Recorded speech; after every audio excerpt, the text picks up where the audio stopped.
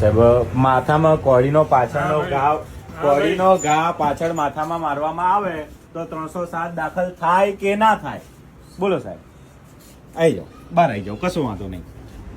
કોળીનો ઘા માથાના પાછળના ભાગે મારવામાં આવે તો 307 દાખલ થાય કે ના થાય?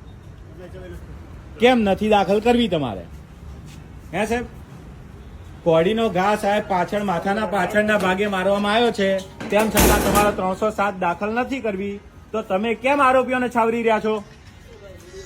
કેમ સાહેબ, કોઈ કેમ વિડીયો બંધ કરવાનું? સત્તા છે તમને ના પાડવાની? અરે ક્યાં જેલમાં છે? કઈ જેલમાં છે? કેમ સાહેબ દરવાજો બંધ કરી દીધો? કેમ બંધ કર્યો?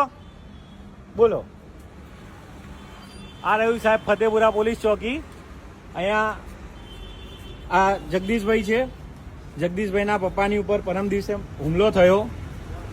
પાછળ માથાના પાછળના ભાગે કોળીનો ઘા મારેલો છે. 10 થી 12 ટાંકા આવેલા છે.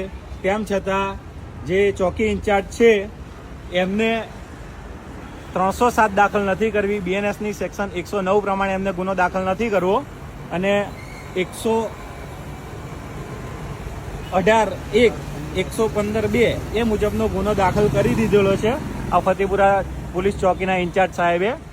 અને આરોપીઓના છાવરી રહ્યા છે અને જવાબ આપવાનું કીધું એટલે બંધ કરી દીધું. દરવાજો બંધ કરીને અંદર જતા રહ્યા. કેમ અંદર જતા રહ્યા?